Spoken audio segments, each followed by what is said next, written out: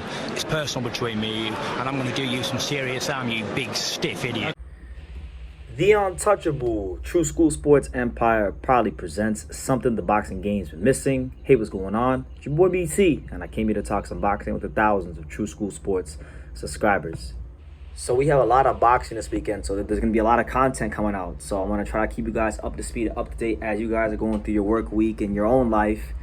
Let True School Sports be the place where you can stay on track as a boxing fan. Now, there's a lot of boxing this weekend. You know, we got cards on DAZN, cards on Showtime, cards on ESPN. Top Rank, Matchroom, and PBC are all in action this weekend, so make note of that. And then that's not even factoring in that on Thursday we have a Golden Boy card. But so I'm gonna be a busy man this weekend. But with that being said, and with that being established, there's a fight on that DAZN card down there in San Antonio that I want you guys to circle and I want you guys to pay attention to, because there's a lot to talk about when it comes to this whole card. Now, out there in San Antonio at the Techport Center, you're gonna have, obviously the Bam Rodriguez fighting Christian Gonzalez for the vacant WBO flyweight title, so he can become a two-division champion. That's the big fuss. He's the hometown guy. That will get the headlines. But the best fight on the card to me, the one that really gets me excited as a boxing fan, as a hardcore boxing fan and a boxing nerd who dedicates his life to covering boxing and aimlessly talking to this camera to you guys, is a fight at featherweight between Camden, New Jersey's very own Raymond Ford, as he takes on the former world champion Jessie Magdaleno. Now, great fight, awesome fight, because like Raymond Ford, he was one of the original like Matchroom Boxing USA signings. You know, national Golden Gloves champion. You know, a fighter that really out of the southpaw stance, you know, he does some good things, can be explosive at times, but can box. You know, good fighter, good fighter. But he's had a hard time in his career routinely against high volume pressure fighters. So like, look at the fights against Edward Vasquez. He fought Edward Vasquez. I was saying, like, the Edward Vasquez fight was a blatant robbery. He looked less than stellar against Aaron Perez and had a draw on the Cholatito Gallo Estrada 2 undercard. I thought maybe he should have lost that one too. He just hasn't looked good against the pressure fighting style, and sometimes Raymond Ford's style is what they would call a cutie. You know, someone that likes to sit there and pose and posture and be defensively sound and slick on the outside, but when you throw high volume punches at them and they got bullets coming at them, they don't know how to defend them bullets, you know. So my thing is, he's fighting a guy, Magdaleno, who has proven pedigree in the sport. You know, former world champion, you know, beat Nonito Donaire. Mind you, you know, this is a big fight because it's for the WBA Continental's title, so this fight would really do a lot for both these guys as far as ranking, positioning, and getting them close to a world title shot. And I'm looking very forward to it because, you know, I know what I'm getting on Magdaleno. I know I'm getting a guy that, you know, has been to the mountaintop, who's been champion, who knows how to win at a certain level, who can punch out that southpaw stance.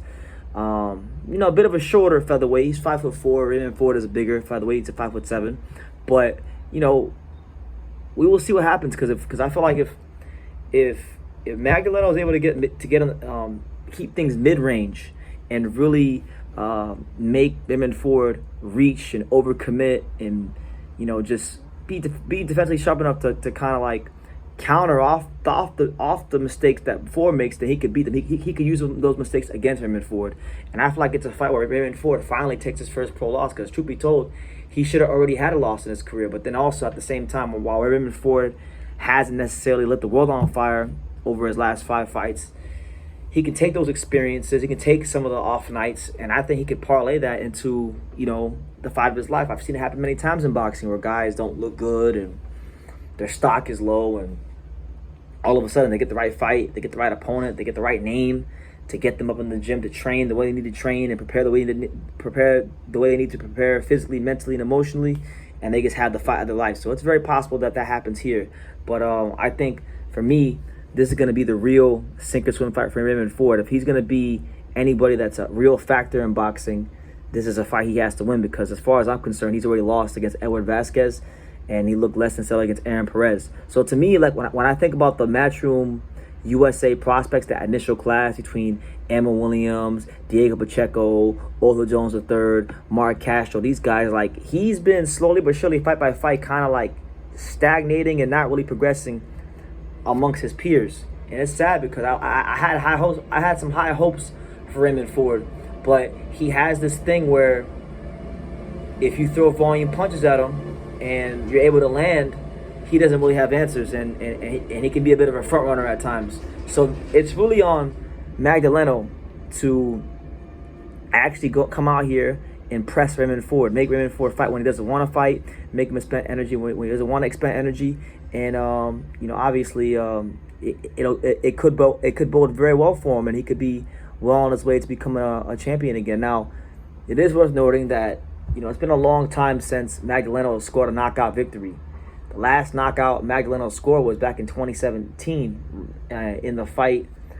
In his first world title defense against Adelson dos Santos. He has had a knockout since then. He's been knocked out since then.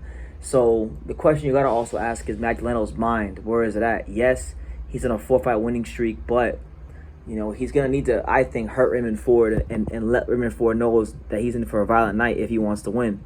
And, Raymond Ford, I'll be honest, like his last couple of fights, since the fight against Edward Vasquez, he's looked better against like Richard Medina and Sicario Lucas. But to me, Richard Medina and Sicario Lucas both had styles that were like tailor-made for him. Raymond Ford has shown in his career thus far he's not good at handling pressure fighters. So anybody who's not a pressure fighter is a good fight for Raymond Ford because he's very good at the outside. He can. He's very good when he's able to sit on the outside, make you miss, build confidence. And you've seen him. When Raymond Ford gets confident, he gets real confident. I mean, you saw in the one fight where he was literally doing the crossovers in the ring, like he was playing basketball. So, this fight comes down to one thing. The fight within the fight is this.